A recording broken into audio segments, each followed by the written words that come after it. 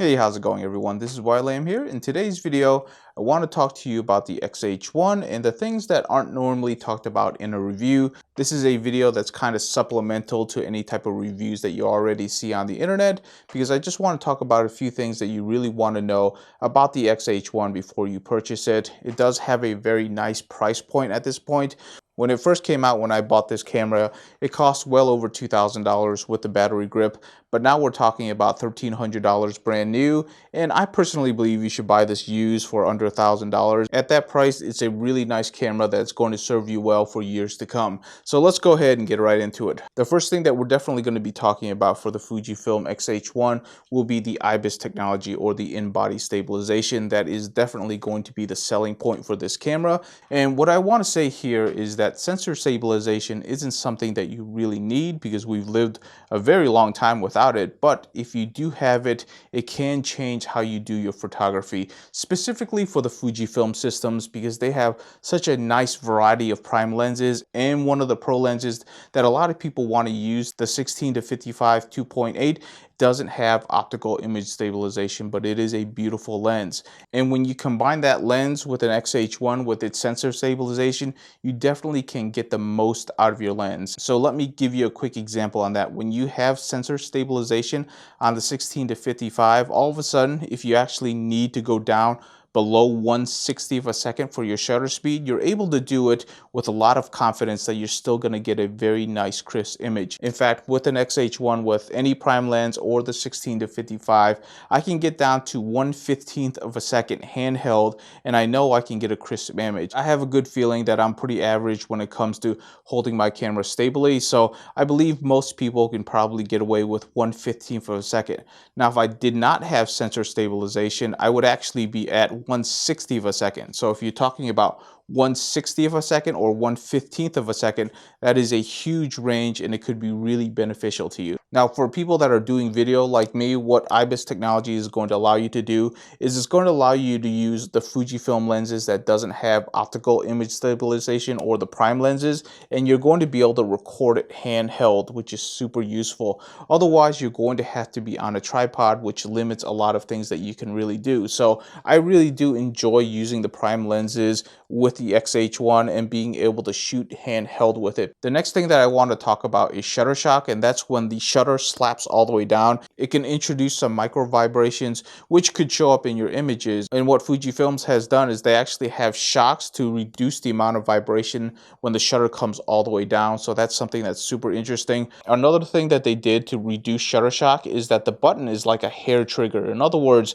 you don't really need to press it very firmly in order to take a picture. For a lot of people, they don't like this because it kind of jumps at them, and I'm with you on that. A lot of times when I use the X-H1 for photography, what I need to do is, before I actually go out and start taking pictures with it, is I actually need to take a few test shots in order to get used to the shutter button again, because it is on a hair trigger. But once you get used to it, you really like how it's done, because what it means is that you don't really need to press down on it very hard. So when you actually hit the shutter button, you're not introducing vibrations as well. So to sum it all up, what I'm trying to say here is Fujifilm has put in a lot of technology to try to isolate vibrations from the sensor, so you can get nice crisp images really easily. So what you can say here is that if you like handheld photography, this is going to give you the widest margin of error. In other words, the sensor itself is going to try really hard to make sure to stay steady so you can get that really great image. So that's really something that you can only understand once you get a chance to play with the X-H1. So if you're interested in the camera body, I highly encourage you to get your hands on it and go out and shoot for a day, and you can kind of see what I'm talking about, especially if you like using prime lenses. Alright, so the next few items that I want to talk about is especially geared towards you video users. The first thing that I want to talk to you about is the codec that actually runs on this machine. So right now this can only do H.264, it can only do 8-bit color, which for most things is perfectly fine. There's a lot of people out there, even the professional world, who will not notice the difference between 8-bit color and 10-bit color, and because of Fujifilm's great film simulations, they're just going to really like the picture coming straight out of the camera. If you're going to be doing this at a very high level, you definitely want a camera that can do the H.265 codec, and you also want 10-bit color, and that's something that this camera just does not have, and it doesn't look like it's going to be getting that, most likely because it just has the older generation of processors. Take for example the Fuji X-T3 that I'm using right now. It doesn't have a stabilized sensor, but I can use OIS glass or optical image stabilization to get some of that back. I can also put it on a gimbal if I need to move around with the X-T3. So there are ways to get around not having IBIS technology. Unfortunately for the X-H1, there is no workaround for not having 10-bit color. There is no workaround for not being able to use the latest codec, which is H.265. So that is a definite downside that you're going to have to think about. If you want to produce image quality at the highest level, you're going to have to go with an X-T3. The next item that I want to talk about is for both video and photos, although it is a little bit more dramatic for the video side, and that's the battery life that you're going to get when you're recording video. For me, when I'm recording video, which is at least 4K 30 frames a second, I'm getting well under an hour on one of these Fujifilm batteries. They're just very old technology batteries, and they just don't last very long, and the Fuji X-H1 is quite a bit of a battery hog because there is a lot of technology in there. Now, one way to extend the battery power is to use an external power bank, which does work with the X-H1, but what I have found out with personal experience on this is that the X-H1 still requires battery power from the battery even though you have it hooked up to an external battery bank, so it's not going to last more than a couple of hours, so be well aware of that. So that's something that you need to be aware of. You definitely want to bring extra batteries, and you also want to use the official Fujifilm batteries because that's what's going to work best in the X-H1.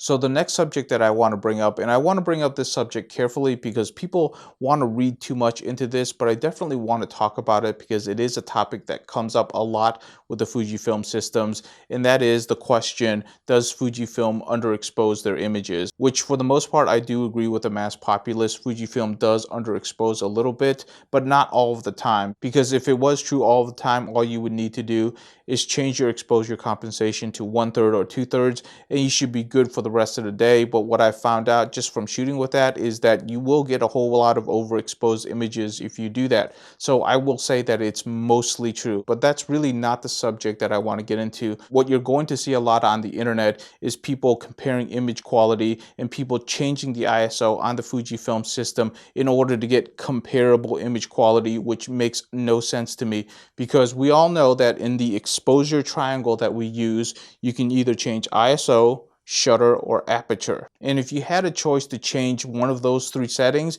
ISO is usually going to be the last one you want to change because you know that has a direct correlation to actually getting more image noise. So you're going to want to change your shutter first, you might want to change your aperture, you might want to use a flash, might want to use a tripod. You can have any number of ways to actually increase your exposure time so that you have a proper exposure. Another thing that compounds the problem, which I don't like, is that they're going to be doing it indoors with studio lighting like what I'm doing right here, which is fine, but when we actually create content, we also go outdoors where there is actually entirely way too much light. So we're testing only one side of the equation, which is the low light side. We never actually test the other side. So in my book, we're only testing 50% of what the sensor can do, and 50% is not a passing grade. So what I want you to think about when people actually talk about image quality and ISO and image noise, I want you to realize all those tests, they're pretty arbitrary because they're not realistic to the real world and how you would handle situations like those. I personally don't pay attention to image quality tests. If you're really going to be interested in a camera, there's only one real way to do it, and that's to go out there and use the camera for a day, take like 500 pictures, come back, and does it pass your eye test, because that's all that really matters. And really, that's my overall point in the last couple of minutes when I was talking to you, which is all of these image quality tests. Don't put too much stock into it. Don't put too much faith into it. Go out there, rent the camera for the weekend, try it out, or purchase from one of the stores with a great return policy. Go out there, try the camera. If it doesn't pass your test, then go ahead and return it. That's really the only way to test image quality. The rest of the video I'm going to pull from a previous video because it's ecosystem related. In other words, it's going to be true across all of the camera bodies for Fujifilm. So if you already watched those once, then you don't really need to watch the rest of the video. The accessory market for the Fujifilm system isn't really as big as for Canon or for Nikon, in which they just have a huge range of accessories. Most of the lenses that you're going to buy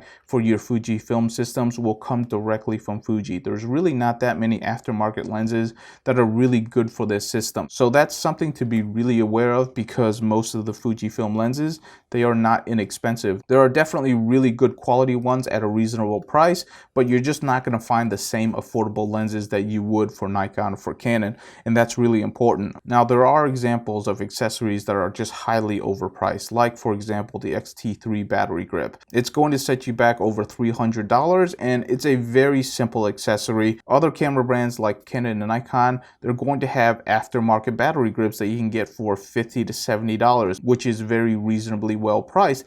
But unfortunately for Fujifilms, the market is just not big enough. So if you actually want a battery grip for your X-T3, you're going to pony up at least $230, in which case that's the price of a used one, which is a lot of money for a battery grip. So that's something to be really well aware of, is that if there are going to be certain accessories or certain lenses that you want, you definitely want to price them out first, because they can add up very quickly. Now, as far as details on image quality, low light, and all that stuff, there are other reviews out there that go into great detail, and they'll do a better job than I will. I simply just don't care, because I look at the image as a whole. I don't pixel peep, and if I like the image that's coming out of the camera, that's good enough for me, because most people, they don't care about pixel peeping or looking really closely. They look at the whole image, and as long as the whole image presents itself really well, then that's all I really care about. And in 2019, all of the major camera brands, they make great cameras for photography. Now for video, a few of them gimp on it, but Fujifilm does not do that. So